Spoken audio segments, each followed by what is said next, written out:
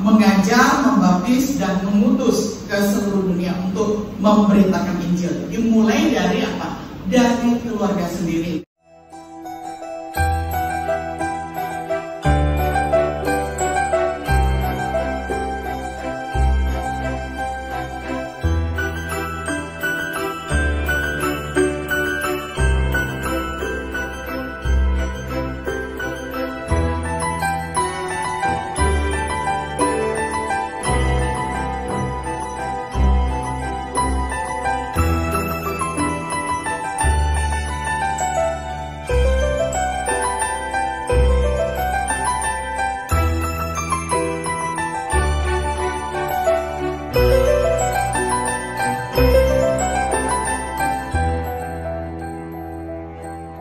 Mari sebelumnya saya mengajak kita berdoa sekali lagi untuk memohon pertolongan Tuhan.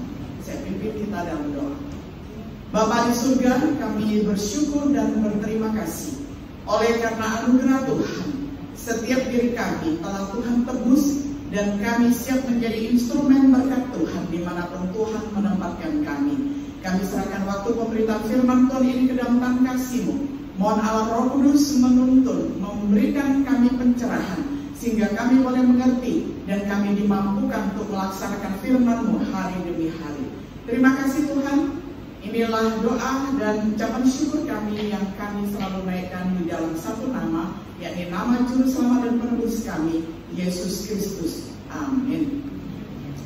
Mari Bapak Ibu yang dikasihi oleh Tuhan, saya mengajak kita bersama-sama untuk membaca firman Tuhan dari ayat penuntun yang sudah kita baca bersama. Sudah saya siapkan di screen, dan boleh baca juga dari Alkitab kita masing-masing dari Matius 28 ayat 19 sampai 20.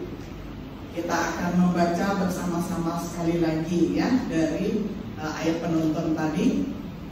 Matius 28 ayat 19 sampai 20. Kita baca pada hitungan yang ketiga. 1, 2, 3. Karena itu pergilah jadilah semua bangsa muridku, dan baptislah mereka dalam nama Bapa dan Anak dan Roh Kudus, dan ajarlah mereka melakukan segala sesuatu yang telah kuperintahkan kepadamu. Dan ketahuilah, aku menyertai kamu senantiasa sampai kepada hari yang bersama. Sampai sedemikian jauh pembacaan firman Tuhan. Bapak Ibu dan saudaraku yang dikasihi oleh Tuhan, kalau kita perhatikan, Injil Matius ini adalah Injil yang mempunyai pasal 28. Jadi amanat agung ini ditulis pada akhir dari pasal. Injil Matius ini diakhiri dengan pertemuan. Jadi sebelum Yesus mati, Yesus sudah menubuatkan, nanti kalau aku bangkit, kalian murid-muridku, kita ketemuan yuk gitu ya. Bahasa gaulnya seperti itu. Kita meeting, kita ketemuan di daerah Galilea. Nah, peristiwa ini sudah dinubuatkan jauh-jauh hari sebelumnya. Jadi itu bukan pertemuan yang kebetulan, tetapi itu pertemuan yang terencana. Dan disitulah diumumkan oleh malaikat dan setelah kebangkitannya. Jadi kita melihat bahwa amanat agung ini adalah amanat yang penting, perintah yang besar. Ya, agung itu artinya the great, yang besar, sesuatu yang harus dilaksanakan seperti itu. Jadi pertemuan Yesus dengan murid-muridnya dipenuhi dengan emosi yang campur-campur ya. Kalau kita pernah ngemil permen nano-nano ya, ada rasa asin ya, rasa manis, asam, pedes gitu ya. Nah kira-kira emosi campur aduk itu seperti apa? Ada rasa terharu, sukacita, sedih, takut, ragu-ragu ya, seperti itu kira-kira ya. Nah murid yang melihat Yesus, dan Yesus juga menatap murid ya, jadi saling tatap-tatapan. Kemudian ada murid yang langsung menyembah Yesus, namun ada beberapa yang ragu. Nah ini tidak mungkin merujuk kepada para rasul, karena ada beberapa orang yang selain murid yang juga ikut ke sana. Pasti ini tidak merujuk kepada murid kalau mereka tidak menyembah kepada Yesus, karena murid-murid sudah percaya dan mengenali gurunya itu siapa, yakni Yesus yang adalah Tuhan. Nah, momen ini merupakan kesempatan di mana lebih dari 500 orang, bayangkan ya, 500 orang melihatnya sekaligus. Jadi, kalau ada teori yang mengatakan bahwa kebangkitan itu nggak benar, kebangkitan itu bohong, hoax dan sebagainya. Nah, kita melihat bahwa Alkitab dan sejarah mencatat bahwa ada 500 orang yang menyaksikan kebangkitan Yesus. Itu nggak mungkin hoax, karena orang yang halu sendirian, ya kan, di sudut kamar gitu ya, halu sendirian, nggak mungkin halu itu bisa diajak-ajak, apalagi sampai 500 orang begitu ya. Nah, itu adalah argumen untuk mematahkan lawan yang tidak percaya kepada peristiwa kebangkitan. Nah, kita melihat dan beberapa orang mungkin bertanya-tanya tentang apa makna yang mereka lihat ini, yakni Yesus ini mau ngomong apa begitu ya. Nah, ternyata Yesus mau memberitakan kabar yang sangat penting bahwa mereka ini diutus untuk pergi ke seluruh bangsa, ke seluruh dunia untuk memberitakan Injil. Nah, jadi itu adalah momen yang sangat penting. Peristiwa ini adalah pertemuan di mana Yesus memberikan perintah kepada murid-muridnya, termasuk untuk yang pertama memuridkan semua bangsa, yang kedua membaptis dan mengajar mereka, ya, mengajar dan membaptis gitu ya. Lalu diakhiri dengan janji untuk menyertai mereka. Nah, sekarang kita akan mau melihat satu persatu ya, sumber kuasa misi. Yesus memiliki semua kuasa. Yesus sebagai pencipta tentu saja dia memiliki hak asali, hak yang sangat mendasar atas segala sesuatu di atas kita ya. Kemudian dia sebagai penebus, dia juga berotoritas, artinya berdaulat atas hidup kita. Nah, Yesus yang berdaulat dan berotoritas itu sekarang bertahta di surga, dan dia juga memerintah raja-raja di muka bumi ini. Nah, jadi apapun yang terjadi di planet bumi ini dan sebenarnya seluruh galaksi dia tahu, karena dia adalah Allah. Dia adalah pencipta ya. Nah, jadi kalau manusia untuk memvisualisasikan, ya mungkin seperti ini ya. Mungkin ini adalah 1%-nya dari realnya seperti apa Yesus mengetahuinya ya. Karena komputer yang paling canggih pun itu ciptaan manusia, sedangkan Yesus pencipta, dia bukan hanya menciptakan komputer ya. Karena itu dia delegasikan kepada manusia yang menciptakan, sedangkan dia ini menciptakan seluruh semesta. Jadi kalau dia mengontrol bumi, melihat galaksi, caranya mungkin lebih daripada ini ya. Kalau ini hanya gambaran manusia ya. Jadi kita melihat bahwa Yesus tentu saja layak menerima ketaatan kita kepadanya sebagai Tuhan. Ketika dia memerintah, harusnya kita taat. Yesus dapat memenuhi janjinya atas dasar otoritas yang begitu besar. Makanya dia memberikan the great commandment ya. Dia memberikan amanat yang agung, amanat yang begitu besar. Kemudian kita perhatikan hal yang kedua itu adalah tentang misi yang besar. Kita terlibat, atau kita kembali kepada tema, kita melibatkan diri secara aktif di dalam gerakan misi. Nah, bagaimana caranya kita melibatkan misi ya? Melibatkan diri kita ini secara aktif di dalam misi. Kita melihat misi itu sebagai sesuatu yang besar. Kita terlihat menjadikan murid. Nah, di dalam di jalan kita masuk itu tadi ada banner, dan saya lihat itu bagus sekali ya. Ada fokus kepada global dan fokus juga kepada lokal. Nah, itu dia maksud Tuhan ya. Maksud Tuhan adalah kita melihat misi itu sesuatu yang besar, tetapi dimulai dari tempat kita gitu ya. Nah, jadi lokal dan global. Nah, kalau kita perhatikan Alkitab versi King James ya, Alkitab itu kan berbagai versi ya, ada international version ya, ada berbagai versi begitu. Nah, kalau King James Version itu mengatakan menjadikan murid itu sebagai mengajar, dan kata Yunani-nya berarti menjadikan murid. Jadi kita menjadikan orang lain sebagai pembelajar, sebagai penganut, sebagai peniru dari Yesus Kristus. Mungkin Bapak Ibu di sini masih ada yang ingat ya, setiap kali kalau berbicara tentang memuridkan dan amanat agung, saya selalu mengutip dalam bahasa Mandarinnya, masih ingat enggak? Sintu, ya, Citutu dan Mentu. Tentu ada beberapa yang masih ingat ya, walaupun saya nggak tampilkan. Itu tu-nya itu adalah sama, artinya itu adalah pembelajar. Dimulai dari Citutu itu artinya Kristus ya, pengikut Kristus.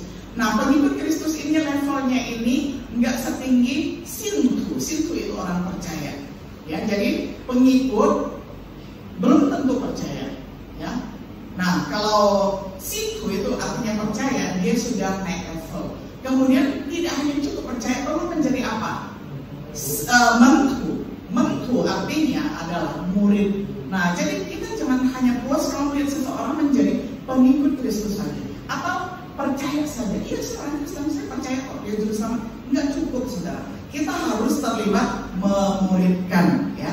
Dia mengharapkan murid-murid yang menjadi seperti dia. Jadi Yesus mengharapkan kita semua ini seperti karakternya. Saudara, tentang ini kita boleh mengambil beberapa kesaksian. Contohnya adalah bagaimana kesaksian hidup kita sebenarnya itu sudah bermisi, ya.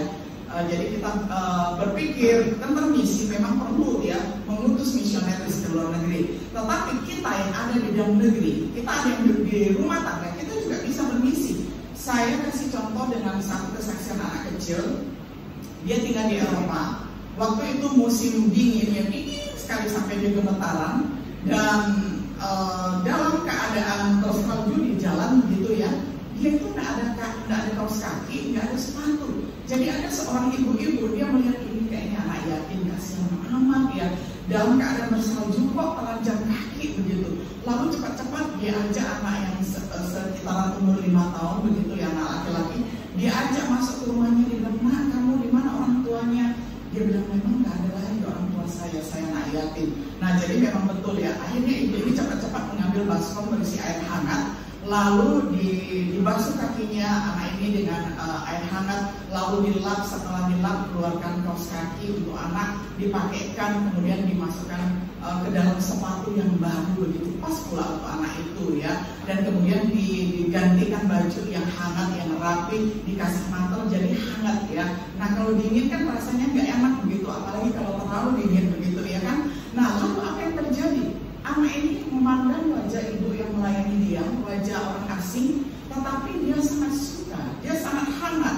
Dia mengatakan, "Ibu, apakah engkau istrinya Yesus?" Dia bertanya seperti itu.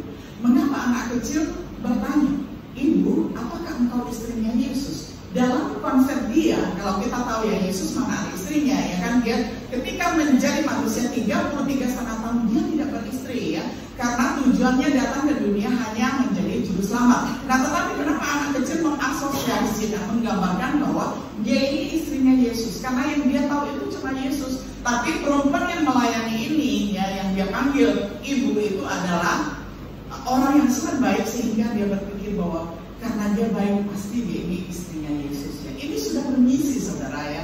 Jadi ini adalah contoh yang sangat simple. Nah, kemudian ada contoh yang kedua. Bapak Ibu ingat nggak kalau di Indonesia itu ada seorang yang besar, tokoh Katolik, namanya Romo Mangun, ya. Nah, Romo Mangun ini sudah meninggal dunia, tapi saya selalu ingat kisahnya, ya. Dia ini tinggal di Jogja waktu itu, dan dia melayani rakyat jelata begitu. Dan dia memberitakan Injil melalui kesaksian juga perbuatan, ya, maksudnya nggak hanya berkhotbah begitu. Jadi satu hari dia naik sepeda dan kemudian dia lewat. Wow, dia melihat setiap hari di rute yang sama ada satu anak kecil yang dijemur oleh mamanya, ya, untuk mendapatkan vitamin D. Tapi anak ini karena, ya, nggak waras, ya, maafkan saya menggambarkan anak ini idiot begitu, ya. Dia keluar, air liurnya meleleh gitu. Jadi mamanya kasih dia celemek di sini supaya air liurnya ini, ya, nggak membasahi bajunya. Dan lalat banyak mengerumuninya, ya, karena kan air liur, ya, lalat datang. Nah, kemudian Romo Mangun ini setiap hari kalau lewat pasti dia ambil tisu, ambil sapu tangannya sendiri, ya. Dia lap, ya, anak kecil ini. Lalu lama-lama jadi perhatian orang tua dari anak ini, dan dia bertanya, karena dia tidak tahu dia panggilannya Romo Mangun, dia hanya bilang ini, "Pak, mengapa Bapak melakukan ini?" Ya. Dan jawabannya adalah ternyata orang tua ini diam-diam mencari sebenarnya siapa Romo Mangun ini. Dia tidak mengatakan, "Saya diutus oleh Yesus untuk memberitakan Injil kepada kamu, percayalah kepada dia." Enggak, tetapi melalui perbuatan yang sangat kecil. Itu namanya melibatkan diri secara aktif untuk bermisi, ya. Nah, ini adalah contoh yang kecil sekali. Nah, setelah mengajar, Tuhan Yesus memerintahkan kita untuk melanjutkan dengan tahap membaptis mereka. Nah, ini sudah menjadi tanggung jawab gereja. Tetapi kalau tidak ada hamba Tuhan, misalnya di pedalaman, kita yang sudah percaya kepada Tuhan, ya, juga boleh membaptis, ya, asalkan kita membawa jiwa yang sudah dibaptis ini untuk dibawa ke gereja untuk dibina begitu. Kalau di tengah rimba tidak ada hamba Tuhan, ya, tidak ada akar, rotan pun jangan begitu ya. Nah seperti itu ya. Nah jadi setelah mengajar, membaptis, dan kemudian baru dimuridkan. Setelah dimuridkan diutus ke seluruh dunia, ya kan. Jadi mengajar, membaptis, dan mengutus ke seluruh dunia untuk memberitakan Injil. Dimulai dari apa? Dari keluarga sendiri, dari tempat yang terdekat dengan kita, ya. Lingkaran konsentris itu kan dimulai dari lingkaran yang kecil, kemudian membesar begitu ya. Nah jadi itu seperti itu pengutusan ya. Jadi kalau misalnya pekerjaan kita di lingkungan keluarga kita belum beres, lalu bagaimana kita bisa memikirkan pekerjaan di luar negeri, betul nggak ya? Nah kalau misalnya mau menjadi seorang presiden, lalu rumah tangganya nggak beres, lalu bagaimana mau mengurus satu bangsa ya? Nah itu kan kembali mencorongkan diri ya. Nggak apa-apa ya, saya tidak berpolitik di sini ya. Nah tetapi itu kira-kira contohnya ya seperti itu ya, dimulai dari lingkungan kita sendiri. Nah lalu sekarang yang ketiga, saudara, lingkupan misi besar ya. Jadi misi itu adalah untuk semua bangsa ya. Misi itu untuk semua bangsa. Kita pergi ke seluruh dunia dan memberitakan Injil kepada segenap makhluk ya. Jadi Markus dengan Matius ini luar biasa ya. Kalau Markus ini fokusnya kepada segenap makhluk ya. Siapa segenap makhluk itu selain manusia? Kalaupun malaikat mendengar, walaupun dia tidak bisa ditebus, ya dia juga turut akan bersuka cita. Jadi termasuk malaikat pun mendengar Injil. Makanya setiap jiwa yang bertobat, dia tahu itu adalah amanat agung, dia bertepuk tangan kan di surga gitu ya kan. Nah lalu kita juga dapat melibatkan diri secara aktif di dalam gerakan misi, menjadi saksi ya sampai ke ujung bumi dari tempat kita bekerja, dari keluarga kita, dari dimanapun kita berada, dari gereja lokal kita ya, seperti GKII Rehoboth ini ya adalah gereja lokal. Nah kita diutus misalnya menjadi delegasi sampai ke ujung bumi ya. Apakah kita harus membawa badan kita ke luar negeri? Nggak mesti juga. Doa itu penting ya. Doa itu tanpa visa dan tanpa tiket kita sudah bisa melayani luar negeri. Kita doakan misionaris di Myanmar, di Vietnam, di mana saja ya kan. Itu sudah melewati tembok-tembok negeri ya. Mana lagi saudara ya? Melibatkan dana bisa juga ya. Melibatkan talenta kita ya. Nggak mesti harus diri kita yang terbang ke luar negeri ya. Nah kemudian di dalam momen pengutusan 70 murid, kita perhatikan itu adalah contoh penginjilan yang terbatas hanya untuk orang Israel saja. Nah tetapi amanat agung ini saudara ditujukan untuk segenap bangsa, jadi nggak ada batas-batas lagi. Memang rumah tangga Allah itu dimulai dari bangsa pilihan ya, yakni bangsa Yahudi. Nah setelah bangsa Yahudi yang sudah diutuskan 70 murid itu, kemudian akhirnya meluas ya. Yesus kemudian memberikan amanat agung ini bukan saja hanya kepada Israel saja, tetapi termasuk Indonesia dan seluruh bangsa di muka bumi ini. Nah inilah misi untuk semua bangsa, bukan hanya untuk diri kita sendiri. Jadi jangan hanya fokus kepada lokal saja, tetapi pikirkan bagaimana global, mendunia begitu ya. Yesus ingin kita berpikir secara global, bukan hanya secara lokal. Meskipun kita harus memperhatikan komunitas lokal kita ya, seperti tadi perkarya yang menyanyi ya, itu artinya memperhatikan komunitas lokal. Nah tetapi pikirkanlah bagaimana satu saat perkarya memberi kontribusi kepada komunitas global ya. Nah jadi mungkin dengan mengirim suaranya sehingga bisa didengar di Myanmar ya, misalnya menyanyi lagu bahasa Inggris bisa didengar di negeri sana ya, di benua sana. Nah itu artinya berpikir secara global ya. Nah jadi kita melihat meskipun kita harus memperhatikan komunitas kita, jangan hanya itu melulu, artinya kita berbuat lebih daripada itu. Nah yang terakhir, yang keempat adalah besar di dalam janjinya. Nah ini penting sekali saudara. Janji ya, Tuhan mengatakan aku menyertai engkau senantiasa. Ini adalah janji yang sama yang dia buat sebelumnya ya. Karena Yesus adalah Allah, kita melihat dan merujuk ya, melihat beberapa perjanjian lama juga, nanti kita lihat ya. Dia berikan kepada para rasul dan dia juga berikan perintah ini kepada setiap diri kita untuk ditaati ya, kita yang pada saat ini ya. Dia berikan kepada kita, dan sebelumnya di perjanjian lama, mari kita perhatikan, dia berikan kepada Musa ya. Nah Musa Di situ konteksnya adalah Musa ini ketika diberikan perintah untuk membawa satu bangsa keluar dari Mesir, dia berdebat dulu dengan Allah. Dia bertanya, Tuhan, kalau bangsaku yang besar itu bertanya, kamu namanya siapa? Ya, saya harus menjawab apa Tuhan? Nah, jadi dia ini karena ingin menghindar begitu ya. Jadi dia ini bikin banyak alasan begitu. Nah, tapi Tuhan sudah menetapkan pilihannya pada Musa. Dan Tuhan menjawab, katakanlah kepada bangsa yang besar itu, I am that I am. Ya, itu bahasa Inggrisnya. Dalam bahasa aslinya Asher, ya.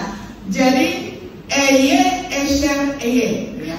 Artinya aku adalah aku. Aku ini melampaui nama. Kalau selama ini dikenal sebagai YHWH, Yehova, Yahweh, Adonai, Elohim, El Shaddai, dan sebagainya, itu cuma nama biasa yang tidak bisa menampung seluruh keberadaanku. Jadi katakanlah kepada bangsa yang besar itu, Eye, Esher, Eye, I am that I am. Aku adalah aku, pemilik bumi ini yang melampaui segala nama. Nama di atas segala nama, Tuhan di atas segala Tuhan, ya.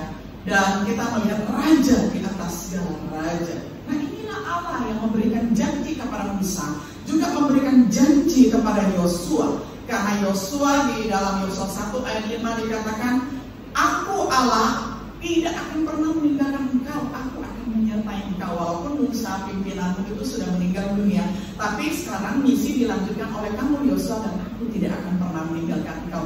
Jadi janji Allah ini diberikan secara turun-temurun, ya. Indah sekali bukan ya? Membuat kita merasa teduh, dikonfirm gitu loh, dikonfirmasi begitu. Dan juga dilanjutkan kepada bangsa Israel di dalam Yesaya 41 dikatakan, jangan takut, aku menyertai engkau. Ini adalah janji Tuhan ya, sampai kepada kesudahan zaman, di saat orang jahat akan dipisahkan dan kemudian orang benar juga akan dipisahkan dari yang jahat. Jadi sampai kepada kesudahan zaman, sepanjang zaman Yesus akan melakukan gerakan misi bersama murid-muridnya, bukan yang 12 lagi karena mereka udah meninggal. Bersama siapa? Kita inilah muridnya yang juga memuridkan orang lain. Jadi Tuhan yang menyertai Petrus, yang menyertai Paulus, yang menyertai semua rasulnya pada saat itu, juga menyertai kita pada saat ini ya. Seperti saat ini gerakan misi itu harus ke seluruh dunia, melatih lebih banyak murid. Nah saudara, sebelum saya sampai kepada kesimpulan, saya ingin berkata bahwa sekarang inilah di Indonesia tempat diamnya Tuhan. Apa itu diam? Kaki diam tahu nggak? Kalau Natal kita menyalakan lilin yang ujungnya itu ada 7 ya kan? Nah itu disebut kaki diam ya. Nah kaki diam ini kalau kita baca di dalam kitab Wahyu itu adalah memang tempat api ya, tempat lilin begitu, tempat yang panas, yang hangat ya. Nah lilin, jadi diam, kaki diam itu adalah tempat di mana terang itu ada. Nah sekarang kita melihat apakah orang Eropa, Belanda sana ya masih ada Zenting, sudah tidak ada. Lalu Amerika setelah Hudson Taylor, apakah masih ada misionaris yang membawa barat? Kayaknya nggak ada lagi. Jadi kaki diamnya sudah diambil oleh Tuhan. Karena apa?